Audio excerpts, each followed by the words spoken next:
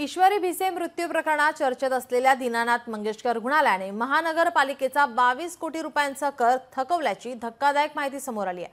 महानगरपालिकेने रुग्णालयाला 48 तासात थकबाकी भरण्याचे आदेश दिले आहेत। 2014 पासून ही थकबाकी असल्यास समोर आलेला आहे। ईश्वरी भिसे मृत्यू प्रकरणात चर्चेत आल्यानंतर दीनानाथ रुग्णालयाला महानगरपालिकेने ही नोटीस बजावली आहे। याचाच आढावा घेतला आमचे प्रतिनिधी अमोल धर्माधिकारी यांनी। पाहूया।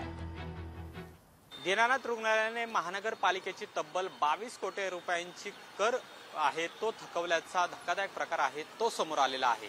याआधी सुद्धा महानगरपालिकेने अशा पद्धतीची नोटीस आहे ती या दीनानाथ रुग्णालयाला धाडलेली होती। मात्र त्यानंतर या दीनानाथ रुग्णालयाचे प्रमुख असलेले डॉक्टर धनंजय केळकर यांनी याबाबतची कोणतीही थकबाकी नसल्याचं समोर माध्यमांना सांगितलेलं होतं। मात्र आता पुन्हा काल महानगरपालिकेच्या कर विभागाने ही नोटीस आहे ती धाडलेली आहे, ज्यामध्ये जवळपास 22 कोटी रुपयांची थकबाकी असल्याचं म्हटलेलं आहे आणि 48 तासामध्ये ही थकबाकी भरण्याचे आदेश आहेत ते सुद्धा या दीनानाथ रुग्णालयाला दिलेले आहेत। 2014 ते 15 ची जी कर वसुली होती ती खरं तर थकीत होती आणि जवळपास त्याची रक्कम ही 22 कोटी रुपये होती आणि ती रक्कम आहे ती दीनानाथ रुग्णालयाने भरली नाही आणि त्यामुळे महानगरपालिकेने त्यांना त्यावेळेसच ही कर वसुली आहे ते करा असं म्हटलेलं होतं। मात्र त्या विरोधात दीनानाथ रुग्णालयाने न्यायालयामध्ये धाव घेतली आणि त्यानंतर हा निर्णय आहे तो पुन्हा एकदा लांबला आणि न्यायालयाने हा निर्णय आहे तो महानगरपालिकेच्या बाजूने दिला।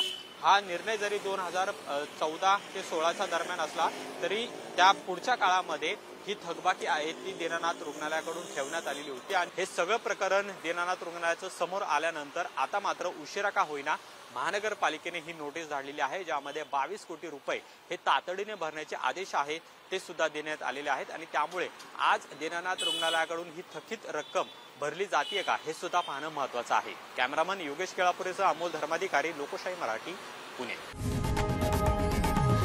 लोकशाही मराठी ऐका, पहा, जागरूक रहा।